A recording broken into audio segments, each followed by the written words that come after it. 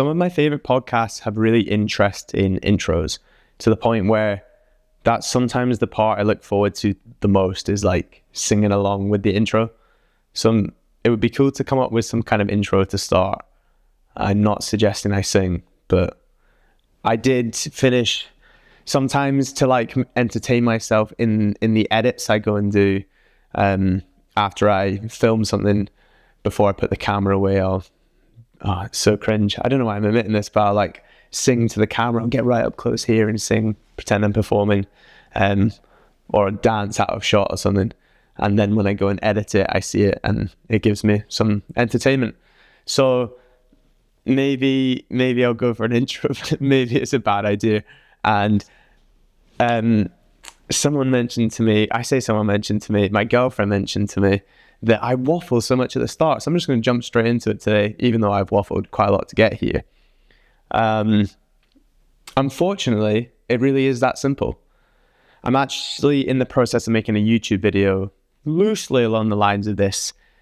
The YouTube video goes down much more talking about kind of the simplicity to programming in a way, to kind of arm you with the fact that programming really doesn't need to be this really hard, complex thing.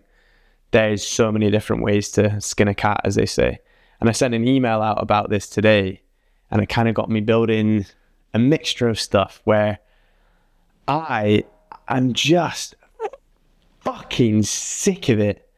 There are so many online coaches who there's so many coaches who I look at and go, I'd really love to be lumped in the same bucket as them. Like, I'll watch their stuff and be like, this is great. The way that they're getting that point across, I really like. You know, they're the ones holding the industry up. And then you've got these other ones, and they're fucking gimps. There's this one woman. She's got like 3,500 followers. She talks in a really annoying way. She uses tiny little dumbbells, and she goes like, did you know if you do 20 of these, 20 of these, and she goes on like that, you'll have completed not only a full body workout that burns fat, but also tones you up. And it's like, holy shit, I want to take her head and slam it off the wall. I should not admit that, but fucking hell, shit like that pisses me off. Then you've got the metabolism coaches. You've got the coaches being like, I just need my clients to pay $3,000 up front because I need them to show me commitment.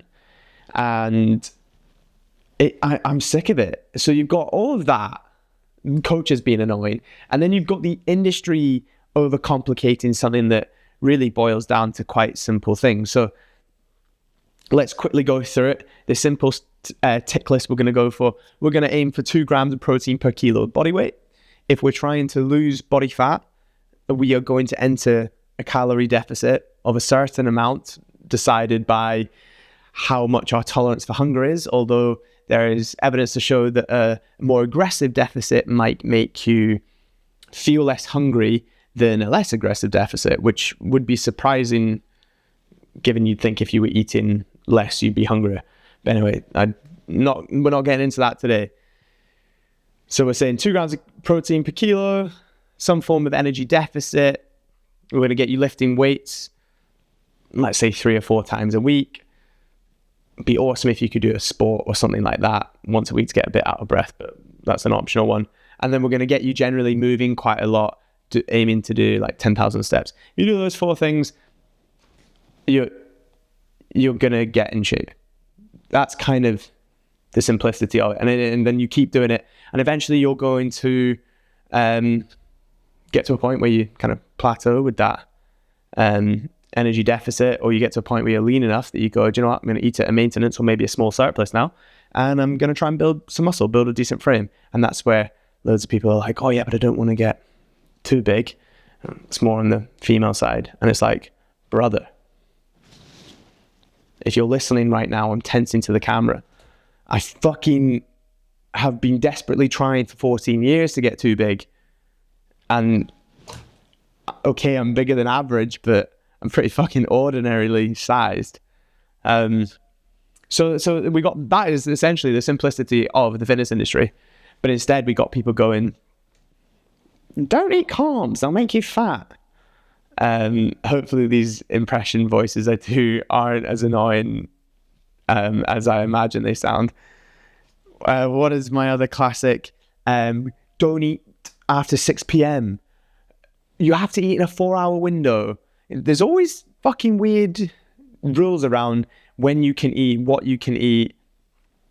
And do you know why? It's probably because it makes someone fucking money. And we have been so fucking manipulated all through our lives growing up that when it comes to our nutrition, we struggle. We all really, really struggle because I don't know whether it was an accident or some genius marketing ploy years ago. We just get fed these lies and it's very hard to come back from it. If you could reset someone to like the brain of a 5-year-old and only give them positive food traits, they would generally be someone who doesn't struggle with their food so much. But instead, we have people just get into their 20s and 30s and they've got such issues with their food because they've been told they can't eat carbs. So when someone like me comes along and goes, hey, I just want you to track your total calories and your protein, I have people, like a client of mine earlier today was concerned about how much fat he was having in his breakfast. And he was feeling like when it got to the evening, there was only, he had to watch out for the amount of fat he ate. But that is because we've been led to believe that there is a certain amount of macros we must eat. But unless you're trying to peak for performance, it really doesn't matter your breakdown of fats and carbs. As I said to him, yes, the truth is carbs, we want to increase in and around performance. And if we let fat drop too low, then you start having hormonal issues. So they are important in that sense. But generally speaking, if I'm going to eat 200 grams of protein a day, or maybe more realistic for someone a little bit lighter than me, you know, if I'm going to eat 160 grams of protein a day, the way in which I go about eating that, I'm probably going to get pretty close to my calorie target, and I will have achieved some form of macronutrient split just eating what I tend to eat to get to that protein target. So I feel like I've come in on a really aggressive, fast-paced note to start this off, and in no direct kind of linear path. I've just kind of come at it from all angles, and that's quite a nice analogy for how the fitness industry does it, where we've got this really simple thing that the four, let's call them the 4 pillars, because if I call it the 4 pillars, I can wrap it up and sell it to you. Your 2 grams of protein per kilo, your 3-4 gym sessions a week where you're lifting heavy, trying to get strong, your increased movement, we're going to say your 10,000 steps, and some sort of calorie limit depending on what your goal is. They were our 4 inverted commas pillars. And there all this noise around it of, oh, well, I need a metabolism coach suddenly because my metabolism is broken. I need a life coach to talk me through the struggles in my life. It's like, okay, maybe, but there are therapists who are good at that rather than paying your personal trainer $3,000. I need to stop on this because at the moment I just sound like someone who's salty because I'm not charging people $3,000. I suppose this is a chance to shamelessly plug myself like I did in my email today. Well, twofold. If you want to be part of my daily email community, I'll leave a link for that in the description. Send out daily emails, generally just providing, I like to see it as, I imagine you go for a dump every day, whip out your phone as you do, and got an email for Tom, and you go through it, and one of a couple of things is happening. You're getting a little laugh, you're learning something about fitness, training, nutrition, that kind of thing, or I am making you think in a different way about something. And from what I hear from the people I send them to, they love them. So there is the option of that if you want to get that. I was also going to shamelessly plug my coaching. So I'll leave a link to that as well. You can go to my website, tells you everything you need to know. Rather than charging you 3K, and in fact, rather than getting you on a sales call, making you feel like a piece of shit and forcing you essentially to spend 3K, you can sign up to my coaching for currently £37 a week. So no minimum time commitment. And one of the main reasons I do that is because I did get on a sales call when I felt I needed help, and I felt made to feel like a piece of shit if I didn't buy it. And I won't say how much money I spent, but it was enough money that I don't want to tell you how much money I spent. And it really, really fucked me, because I ended up with a coach who I very quickly realized I knew just as much as, if not more than, in the area that they were trying to coach me in, which was a fucking joke. So if you spend 37 quid and you go, do you know what, Tom? I know just as much as you. You're not helping me at all. Well, the good news is you only lost 37 quid. But the other good news is, in that first month, money back guarantee. I'm not wanting to see you unhappy. I back myself to deliver a good product. So there you go. That's enough of the shameless plugs. We're going to get into a little bit more detail now about programming, because I talked about it in this email today, and I just think it's quite interesting. Something I've spoken about in the past is your kind of 4 elements to a full-bodied gym session. So you got your squat, hinge, push, pull. You will have heard me mention, no doubt, squat, hinge, push, pull really often. But squat, hinge, push, pull is kind of the overview. Those 4 break down into, let's call them, I don't know, like the 8 fundamental movement patterns of compound lifts. So when I use the term a compound lift, generally speaking, that means across 2 joints. So if I bend my elbow, flexing my elbow, and contracting my bicep for a bicep curl, I'm only using 1 joint. Okay, so that's going to be a isolation movement. Whereas if I were to hold my fist here and press overhead, I'm using my shoulder joint as well as my elbow joint. So that would be a compound movement.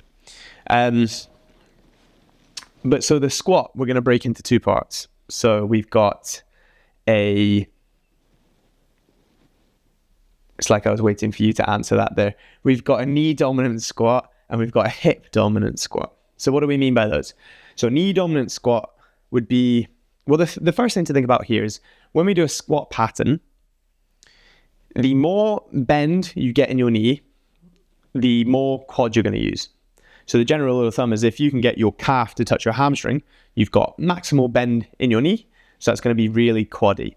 So for someone with short femurs, if you've ever seen Chinese weightlifters, they tend to have these fucking jacked, juicy quads because they tend to have quite short femurs.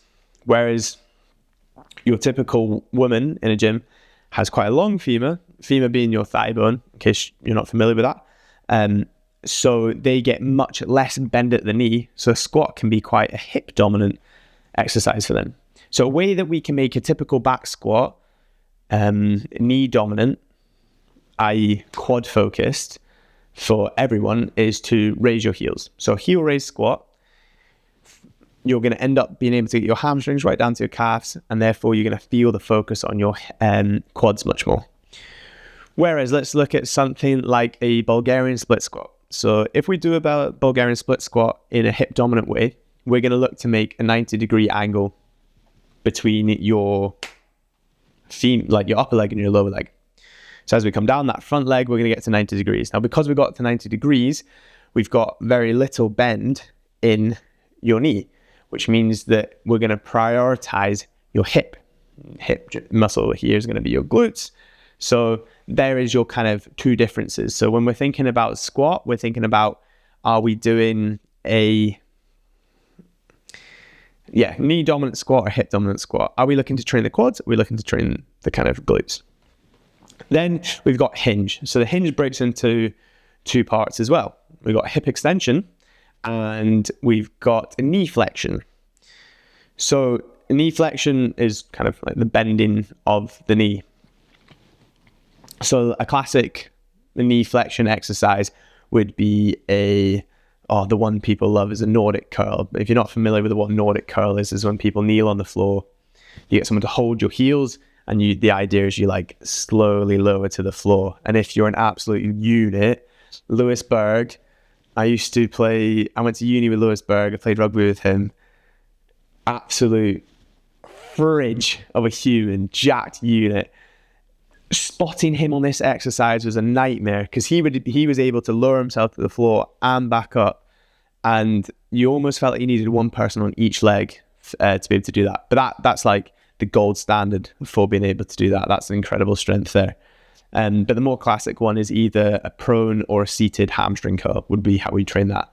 Whereas hip extension, well, the obvious way to train hip extension would be to get on a hip extension machine and do hip extensions. So either a GHD or the kind of 45-degree hip extension machine you see in most commercial gyms, or an RDL. An RDL, you're going to end up training hip extension. So the hip extension is going to be, you're going to lower the weight, and then as you come up from an RDL, that is you achieving hip extension.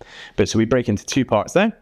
And then the push-pull is dead easy. You've got vertical and horizontal. So we're referring to gravity there. So vertical, we are pressing or pulling against gravity. So your vertical push-pull would be, you're going to press it overhead, and then you're going to do a pull-up or a lat pull-down or a chin-up. And then your horizontal push-pull, you're going to do a bench variation and a row variation. Take those 8 movements, those 8 patterns, write programs that cover all those movements, and you train your full body. That's kind of it, which is pretty crazy, isn't it?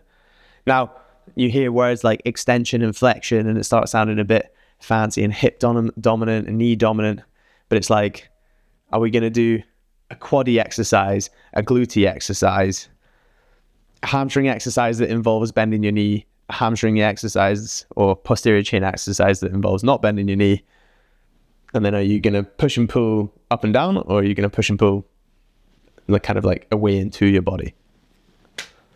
Seems kind of simple, right? The only things we're missing with, I think I just coughed directly into the mic there. I'm very sorry about that. The only thing we're missing there is like some notable mentions are core. So it would be useful to add in some core exercises in there. And then kind of your feel good lifts and some accessories as well. So there's obviously some accessories. Notable mentions would be, if we're trying to really focus on your quads, we could do I was going to call it a quad extension, knee extension, leg extension. That's what we call it. A leg extension where you kind of set up on the machine, kick your legs straight. Class 1 to 2, focus all in your quads as a bit of an accessory there. People love a hamstring curl. A hamstring curl is essentially a leg extension for your bicep. Tricep extensions, lat raises, reverse flies, all these isolation movements that generally just get you focused on a certain muscle. And not only do they work as nice accessories, but they generally give you quite a nice pump. Whereas a squat is hard. Leg extensions, okay, hard. But you walk out being like, oh yeah, I trained my quads, cool. I did a squat yesterday and I would give it a rate of perceived exertion, RPE if you're familiar, of a 12 out of 10. A 10 is supposed to be a maximum effort. I felt like my chest was touching my thighs as I was trying to stand up with it. Squats are rank. Whereas if I was sitting on a leg extension machine, I generally find them quite hard, but you're just using your quads. So throwing in a sprinkling of those. I was thinking about getting into like how you would look to program a week. Maybe I will. I think I can do it. My concern is doing it by voice and not giving you necessarily a visual. But we can make it, if you only train twice a week, we could look to do exactly what I've just gone through. So here's an example. If you're going to pick 2 full body days, let's go through exactly what I just did.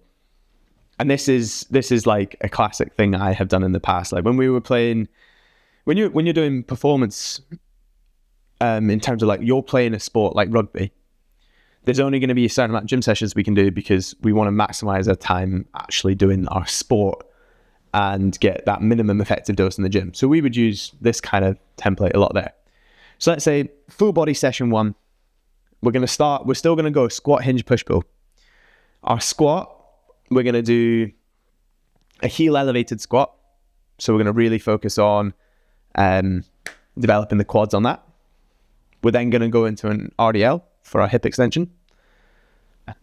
And then we're going to go bench and we're going to go row. Let's say we go a barbell bench and a single arm dumbbell row. Cool, we're done. We might throw in some core at the end. And then full body session 2, instead of the heel elevated squat, we're going to go for a Bulgarian split squat, dumbbells. Then we're going to go for a seated hamstring curl, overhead press, and chin-ups. And there you go. There's your 2 kind of sessions. And from those 2 sessions, we've literally trained every movement pattern to cover your full body. Have we missed out on things like calves? Yes, we have some more specific hamstring exercises that would be great if you were doing like a sport with sprinting. Yes, but also one of the best exercises you can do for your hamstrings is just to go and sprint, play your sport. So yeah, I hope that was a nice example of the fact that the one right there is 14 years of training, studying, and coaching kind of condensed into maybe 20 minutes. I'm not sure how long that's been. So yeah, quite a short one today. Sorry for my attire as well. I came straight. I've literally just finished in the gym. Had haircut, gym, so I was out of the house for quite a while. Came back quickly, got back to a few clients, and I was like, right, I've been putting off doing this episode number 4. So again, this one was, whereas last time was a bit more organized, this one's been a bit more thrown together. So again, sorry for the poor quality. But how about for episode 5, we go for something really solid and we go for a bit of a deep dive into something a bit like this, but see if we can get something a bit more, I don't know. If you've got this far, you're a legend. I've said that before. Why don't you comment, let me know what you want to hear, and if you're too embarrassed to comment because you're going to be the only person in the comments, why don't you send me a message? I imagine if you've got to this point, you know me, and you've probably got my number, so send me a message. And if not, send me a DM on Instagram, and then I can chat through whatever or an element of what you want to hear me talk through. But yeah, so it's Tuesday today, 11th of August. I'll see if I can get this uploaded tonight, which means you've got 5 days left of this week, which means bare minimum you've got to get 2 gym sessions in. And something I'm going to leave you with as well. I'm not sure if I've mentioned this, but fuck me. So I've mentioned the 10,000 steps on here, and it's something I like to get my clients to aim for. One of the beauties of it is that if you aim for 10,000, you might only do 8, but 8's still wicked. Whereas if you aim for 8 and you only do 6 isn't great. For example, I have hardly left my desk today, and I've only done like 5,000. So it kind of lies to you in that sense that I've done 5,000 steps, but I've not really moved. So something that's really helped, and it's been a really nice thing. If you live on your own, I would encourage you to do it, but I'm going to give you rules. So on an evening after we, our evening meal, my girlfriend and I, first thing we do, no phones. Same if you're going to be on your own, this is the rules. No phones, no headphones, no nothing. Get your keys, open the door, and go for a walk around the block. It can be 2 minutes, 10 minutes, whatever. And it's been a really nice way to I've been in a bit of a shit mood because I suppose I'll admit it, this is if you're here, you're part of the OG crew. My content's been shit, and I find it really hard because you've got to play the game, and I'm struggling to play the game with content just because I'm new to it. If you're new to anything, it's hard at the start. And something I'm really trying to do is detach myself from how my content performs. But ultimately, if my content does bad, it's bad for many reasons. First of all, I'm not helping anyone by putting it out there. It does no one any good. It's a waste of total fucking time for everyone. Because if it's a shit bit of content, someone comes across it and goes, this is shit, and it hasn't helped me. I've wasted my own time producing something that's shit. It doesn't... That person could be the prime person who wants to work with me, but because I've not given them something useful, they're not going to work with me. And then they're going to continue to be in this situation they're in. So the other thing with it is like my current clients, they all follow me. So if I put out something that's useful, they get the perk of that, as well as obviously speaking to me, but sometimes just seeing stuff, I don't know, when it's not direct. Sometimes when something's not directly directed to you, you kind of hear it differently and it sends something through your brain. So anyway, although I'm trying not to put my self-worth into how I perform, then today I've done a much better post. And I mean, I did do very clickbaity hook, but hey, everyone has such fucking short attention spans. We've been told very much that's what we need to do. But I felt so much better today because of it. Where was I going with this? Oh yeah, so I was feeling really shit last night. Like, fucking hell, my content's doing so bad. I need to do better. You know, I want to be getting space for more clients at the moment. So I want to get a few more clients on board, and that's only going to come through better content. And also at the same time, I just want to put stuff out there that is useful and not a fucking waste of time to me and anyone who sees it. Anyway, this walk, I'm like sighing the whole way around because I'm so fucked off. By the time we've done a 10-minute walk and Hannah, my girlfriend, is taking the piss out of me, I got back to the house. I feel absolutely great. It's like a wave washes over you, and you're like, you get detached from. As soon as you get rid of your phone for 10 minutes, you just get detached from this kind of make-believe world around you. So there you go. There's a real example of why this thing's so good to do. So there you go. Before you hear from me next time, 2 gym sessions you've got to get in, and you're going to go for that 10 or not even 10 minute, but you're going to go for that walk around the block as soon as you finish eating. Last mouthful, bowl goes down or plate goes down, straight out of the house. Good lad. See you next time.